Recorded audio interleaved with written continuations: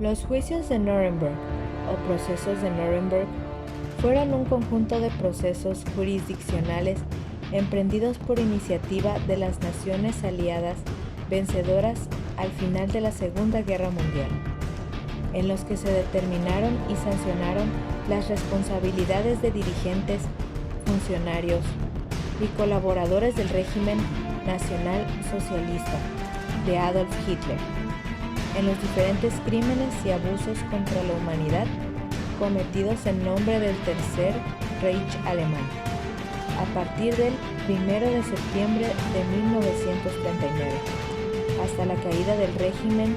en mayo de 1945. Irónicamente, los juicios se desarrollaron donde 10 años antes se habían promulgado las leyes del mismo nombre por Hitler. Desarrollados en la ciudad alemana de Nuremberg entre el 20 de noviembre de 1945 al 1 de octubre de 1946, el proceso que obtuvo mayor repercusión en la opinión pública mundial fue el conocido como Juicio Principal de Nuremberg o Juicio de Nuremberg, dirigido a partir del 20 de noviembre de 1945 por el Tribunal Militar Internacional, establecido por la Carta de Londres, en contra de 24 de los principales dirigentes supervivientes del gobierno nazi, capturados de varias de sus principales organizaciones. Otros 12 procesos posteriores fueron conducidos por el Tribunal Militar de los Estados Unidos, entre los cuales se encuentran los llamados Juicio de los Doctores y Juicio de los Jueces. La tipificación de los crímenes y abusos realizada por los tribunales y los fundamentos de su constitución representaron un avance jurídico que sería aprovechado posteriormente por las Naciones Unidas para el desarrollo de una jurisprudencia específica internacional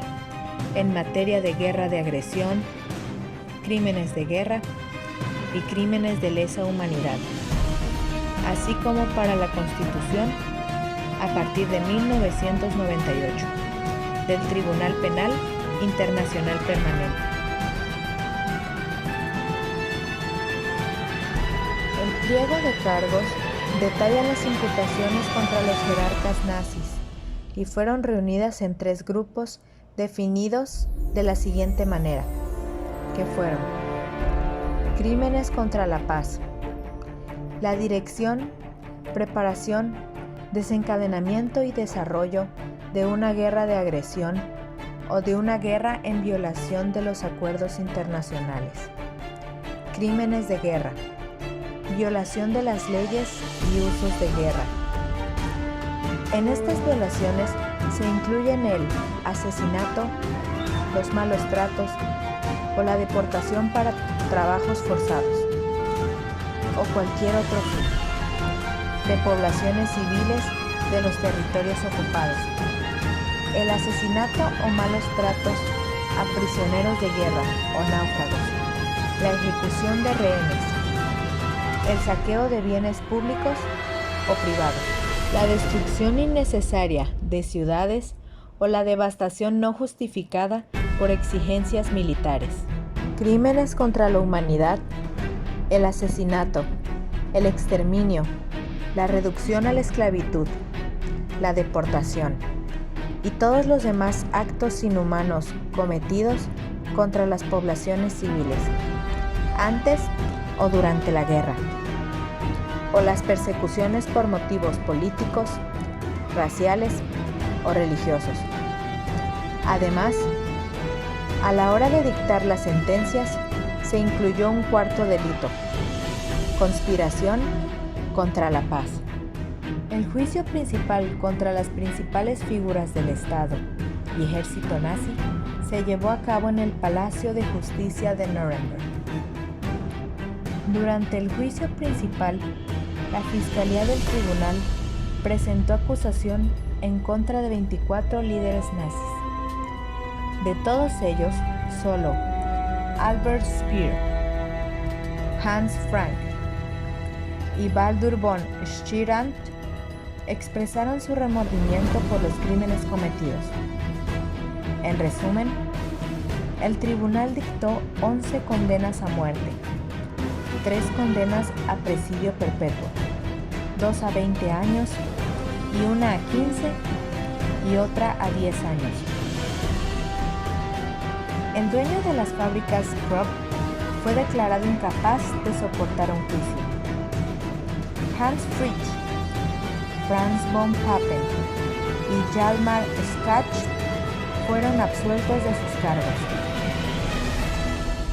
Los condenados a muerte fueron ejecutados por John C. Woods y Joseph Malta en el gimnasio de la prisión de Nuremberg el 16 de octubre de 1946 por vía de ahorcamiento. Hermann Göring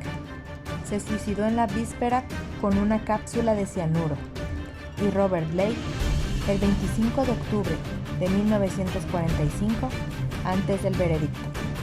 Después de su ahorcamiento, los restos fueron incinerados y las cenizas fueron esparcidas en el río Isar. Martin Bormann fue juzgado y condenado en ausencia, pese a que con posterioridad se supo que murió durante la caída de Berlín, el 2 de mayo de 1945. Los condenados a cadena perpetua cumplieron su pena en la prisión de Spandau, hasta la muerte del último de ellos, Rudolf Hess, en 1987. De todos los condenados a penas de cárcel, solo 4 las cumplieron a cabalidad: Jacques Neurath, en 1954, Roeder, en 1955, y Funk, en 1957, fueron liberados. Durante más de 20 años, el único ocupante fue Hess, durante la liberación de Speer en 1966. El conjunto de procedimientos llevados a cabo tanto en Nuremberg como Tokio significaron el establecimiento de reglas básicas de persecución de criminales de guerra y la determinación de tales delitos. Dentro de estos efectos, sirve destacar que el tribunal fijó las bases de lo que sería llamado erróneamente los principios de Nuremberg, hoy recogido en varios aspectos de los tribunales internacionales para la ex Yugoslavia y Ruanda. El principal legado de estos tribunales internacionales, Tokio y Nuremberg, es la Corte Penal Internacional, establecida en Roma en 1998 y que cuenta como base fundante de sus reglas de procedimiento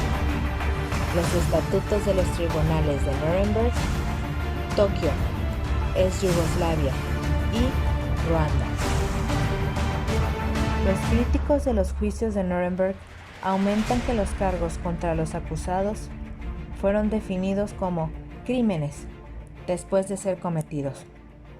ya que por lo tanto el juicio fue nulo.